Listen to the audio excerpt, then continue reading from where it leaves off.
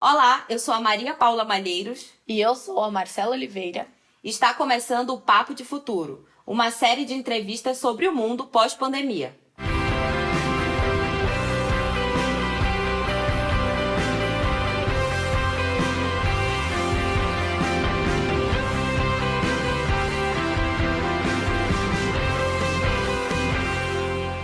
Falar sobre saúde após a pandemia do coronavírus, que foi uma das principais crises do setor, é indispensável. Na entrevista de hoje, iremos conversar sobre a importância do SUS, saneamento básico, saúde mental, traumas e síndromes que podem surgir no pós-pandemia e, claro, a democratização da saúde. Para o bate-papo, nós convidamos o médico Daniel Sorange, especialista em saúde pública, pesquisador da Fiocruz e ex-secretário da Saúde do Rio de Janeiro. Nós temos também a cientista, escritora e psicóloga Marilda Lippe. Vamos conferir como ficou?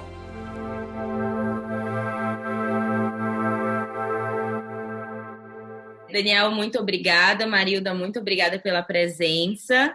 É uma honra tê-los aqui, né, nessa conversa para a gente falar sobre a saúde nesse pós-pandemia. É um prazer estar aqui com vocês. Eu acho o assunto extremamente relevante e que, de fato, merece uma atenção especial.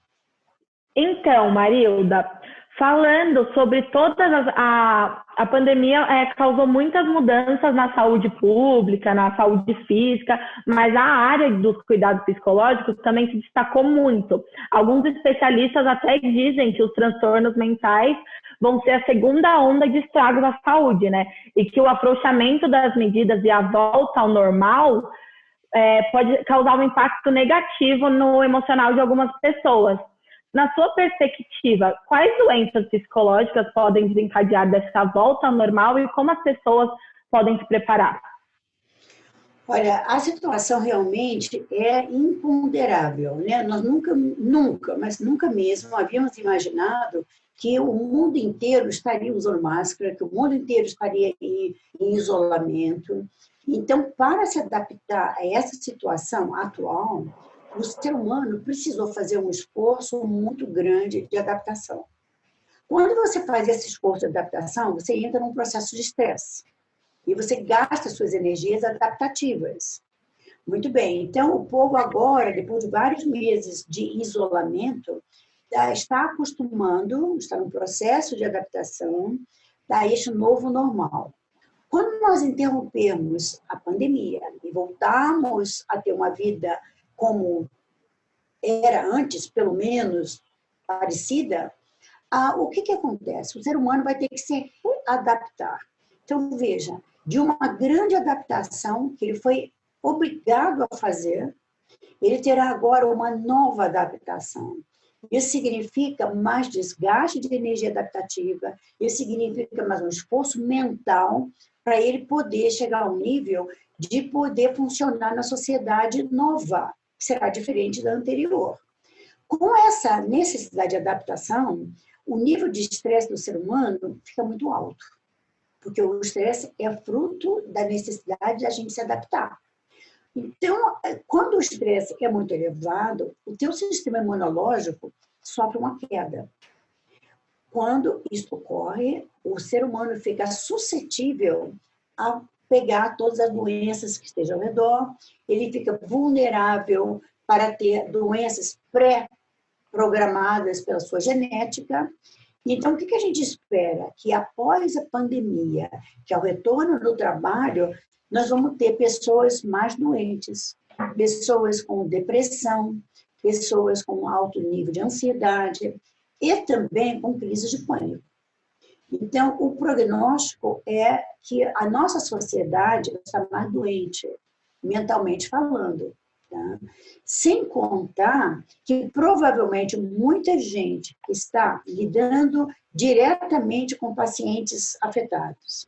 Aquele pessoal da saúde, do pessoal de frente, este pessoal tem uma probabilidade de 10% deles virem a ter estresse pós-traumático.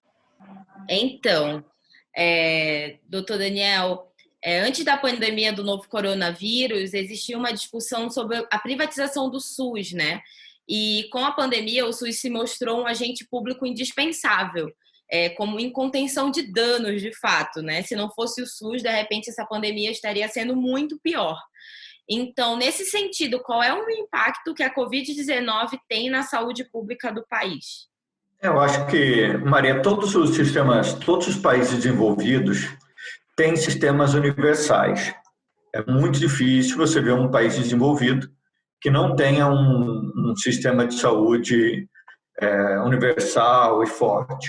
Se você pensar, até os americanos, eles têm mais do que 50% de todo investimento em saúde é investimento público.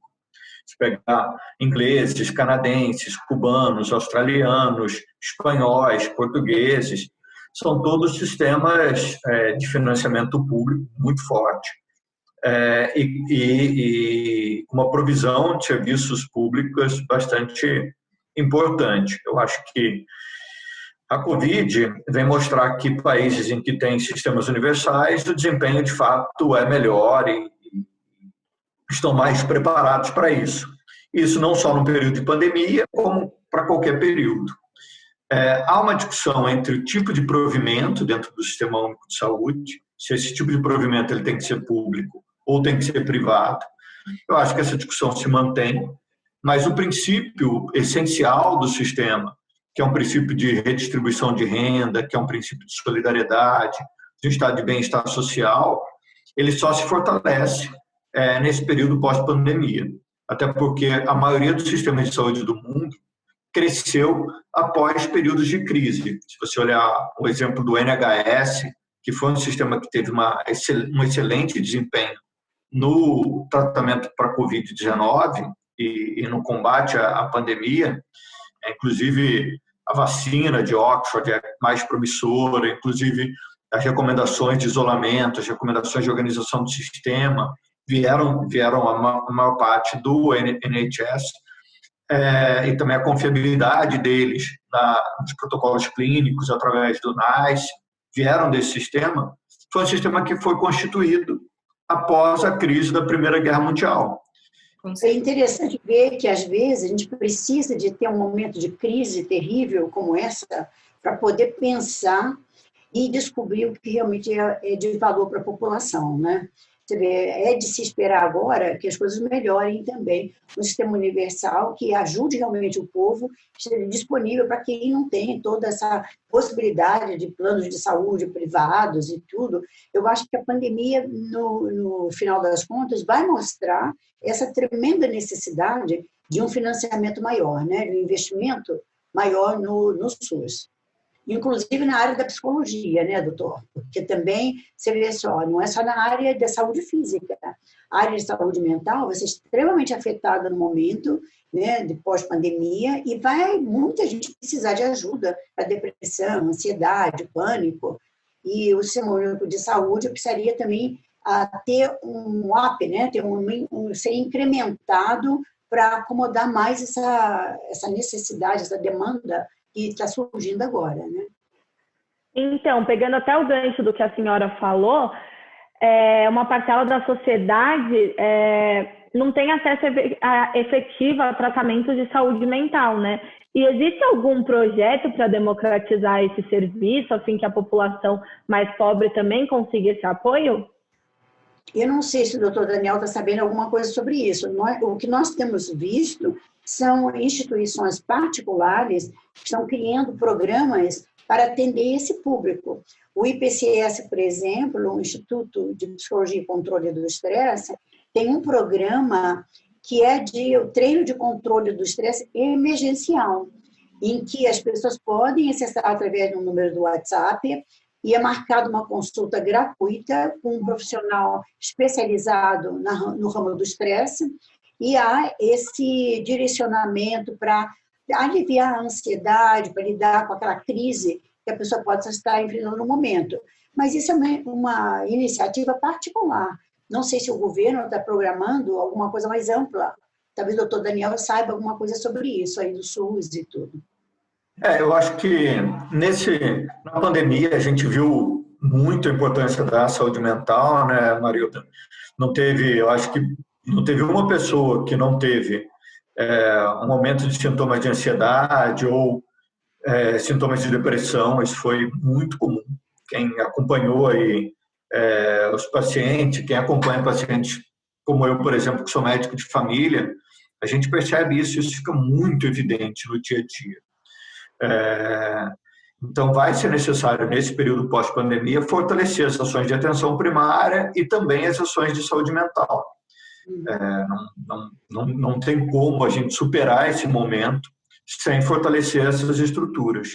Eu não vejo nenhuma ação governamental hoje específica para a saúde mental e para aumentar o financiamento da saúde mental nesse pós-Covid e nem para aumentar o financiamento da atenção primária. Então, eu acho que a gente vive um momento bastante grave, onde o principal ente que deveria estar investindo nesse pós-pandemia, que é o ente federal, se omite e se exclui dessas ações e vem reduzindo gradativamente aí o aporte financeiro para as ações de saúde mental e para as ações de atenção primária. Então, eu acho que é uma discussão super importante e que a gente precisa colocá-la na mesa, porque vai ser muito mais difícil superar esse momento sem uma política de saúde mental clara, tanto para os CAPs quanto para a saúde mental nos NASHs e nas equipes de saúde da família. A doença mental, o transtorno mental, a indisposição mental vai impactar na saúde física e na produtividade, não só das empresas, mas do país como um todo. Então, nós estamos falando aqui de medidas que devem ser tomadas, inclusive, para proteger a produtividade do país. Com certeza, doutor. Com certeza. E isso, inclusive, a gente não pode esquecer dos profissionais da saúde, né? Que estiveram na linha de frente nesse combate, que estão na linha de frente ainda, né? E que a pandemia ela revelou essa necessidade de se ter uma melhor infraestrutura, né? Para que os profissionais da saúde eles possam atuar de uma maneira mais efetiva no combate a doenças, tanto agora da Covid-19, quanto no enfrentamento geral, né? No mundo inteiro se viu manifestações de enfermeiros, de médicos cobrando melhorias, e não só de infraestrutura, mas também de suporte que o Estado deve fornecer aos profissionais do ponto de vista psicológico, porque muitas perdas aconteceram ao longo desse tempo, melhores condições de trabalho e melhores salários também, né? Então, assim, na opinião de vocês, que tipo de suporte efetivo o Estado deve fornecer para esses profissionais? Eu acho que, em primeiro lugar, tem que ter acesso aos serviços.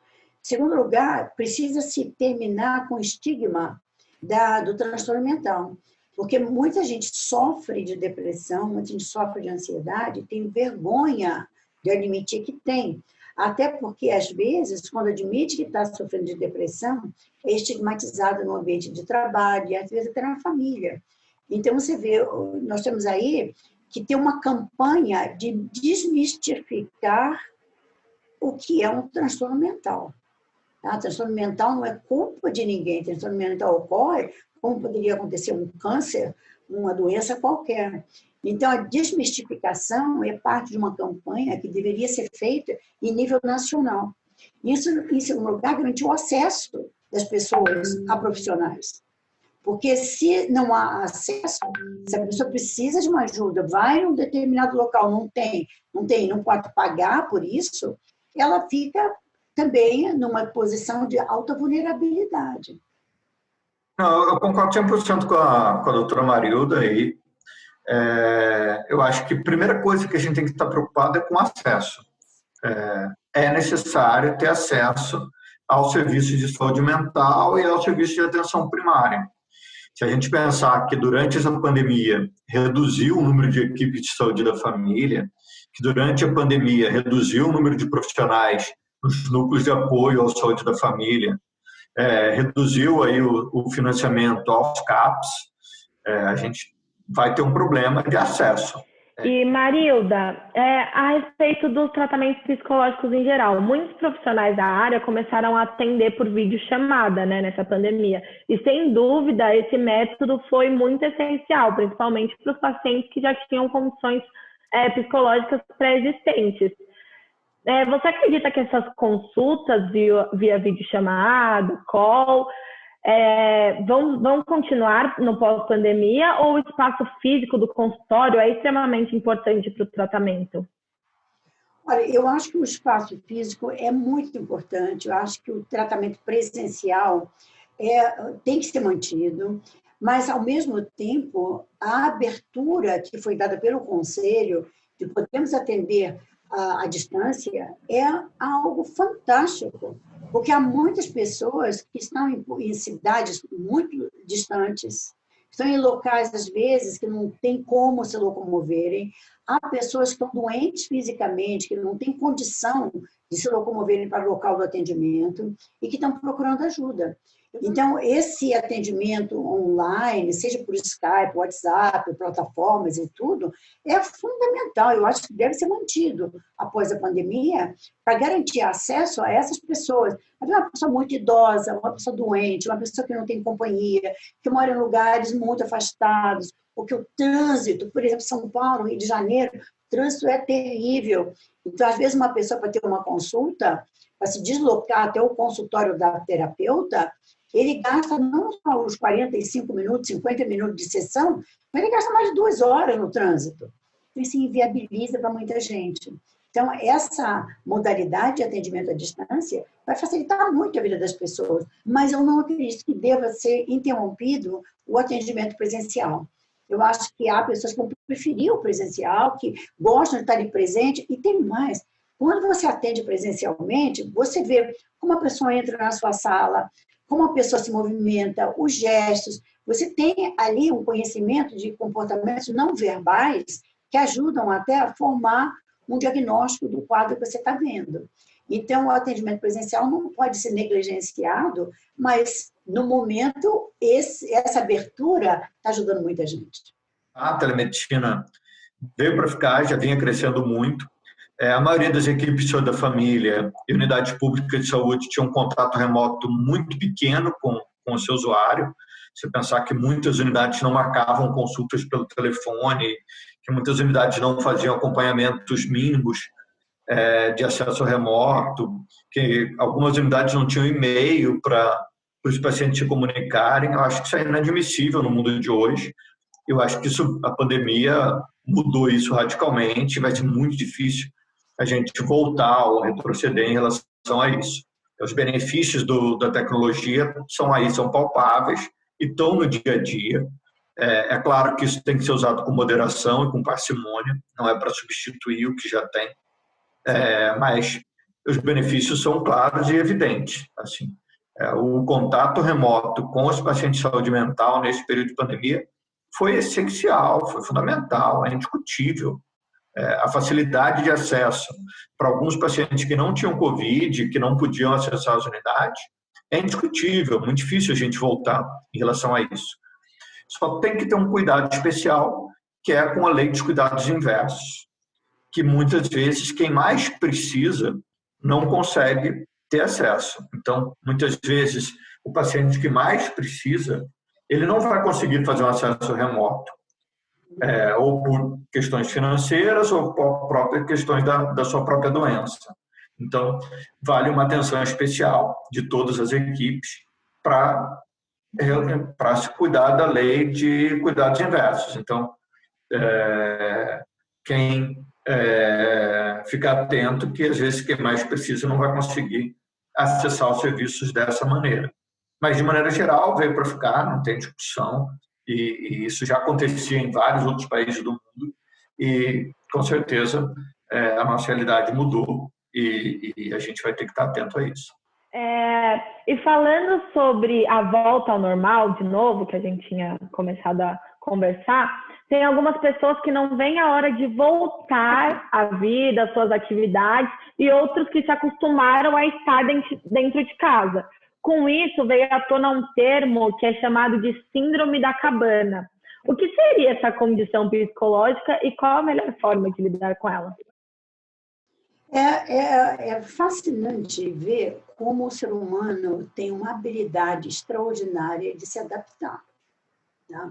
Então, o que houve? Nós fomos obrigados a ficar em confinamento, nós fomos obrigados a não sair de casa, nós fomos obrigados a ficar na nossa cabana, né? Foi isso que aconteceu. Era obrigatório, você não tinha como sair. Não. Então, o ser humano não tinha outra opção a não ser se adaptar. Ou ele se adaptava a ficar em casa, ou ele ia entrar no processo de adoecimento, que muita gente entrou, na verdade. Né? Então, essa nova adaptação de você ficar em casa também gerou alguns benefícios para as pessoas. Não ter que se expor muito, não ter que ter muito contato físico com as pessoas. E há determinados indivíduos que já têm dificuldade de contato, que têm dificuldade de socialização. Então, essas pessoas que têm maior dificuldade de socialização, talvez pessoas mais introvertidas, pessoas mais tímidas, ou pessoas mesmo com fobia social. Porque fobia social é uma realidade, existem muitas pessoas, né? Então, esses indivíduos que têm essas características acabaram até gostando de ficar dentro de casa, de ficar na sua cabana, né? Então, agora, fazer com que eles saiam será novamente uma adaptação muito significativa para muita gente.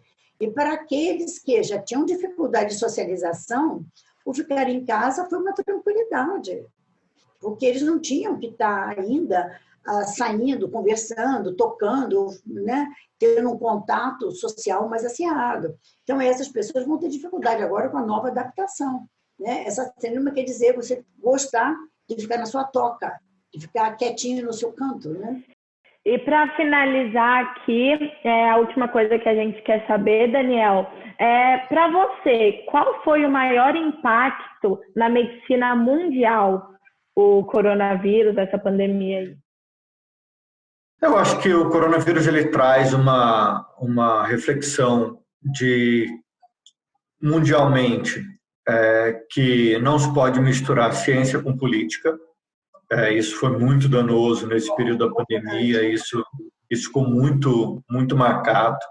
Foi a primeira vez que a gente teve um Ministério da Saúde, ou secretarias de Estado, ou municípios tendo uma influência política direta. Isso aconteceu no mundo todo, isso gerou dano para os sistemas de saúde.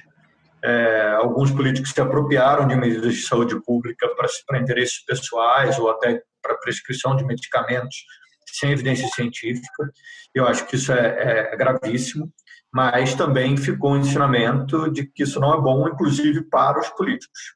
Então, eles tiveram problemas na sua imagem, tiveram problemas no seu governo, quando eles tiraram da parte técnica e da área técnica essas decisões. Então, acho que essa é uma primeira vez no mundo moderno mesmo que fica bem marcado que as decisões técnicas têm que ser separadas das decisões políticas. Isso vai ficar marcado. Outra coisa é a velocidade do desenvolvimento científico e a velocidade das mudanças dentro dos sistemas. A academia teve que se adaptar aos tempos da gestão e aos tempos da realidade. Então, não era possível se aguardar para tomar decisões e as revistas científicas tiveram que abrir espaço para pré-prints e coisas que mesmo que não abria. Então, isso foi muito importante. Acho que o último ponto e o último ensinamento que fica é que ninguém está isolado nesse mundo. Então, problemas que acontecem em outros países ou em outras cidades interferem diretamente no que acontece conosco. Problemas que acontecem com o seu vizinho acontecem e envolvem diretamente a mim. Então, que a gente vive num mundo que precisa ser solidário, que precisa compartilhar decisões, que precisa ter responsabilidade social. Então, acho que isso ficou muito marcado nesse período de pandemia, essas três coisas para mim. Eu acho que mundialmente isso ficou bem marcado. Então, o jeito que a China, o que a Itália, ou que a Alemanha conduzem uma pandemia, interferem diretamente como isso vai acontecer no restante do mundo. Seja num país pequeno ou num país grande, a circulação de pessoas, a circulação de doenças, ela vai acontecer e ela vai precisar ser encarada de uma maneira muito mais coletiva do que uma maneira individual. Gente, um prazer estar com vocês, Marilda, Maria Paula, Marcela, muito obrigado. Obrigada a vocês. Daniel, foi um prazer conhecê-lo. Muito obrigada, Marcela e a Maria Paula, pelo convite de estar aqui. Foi um grande prazer estar com vocês. Muito obrigada. Até mais.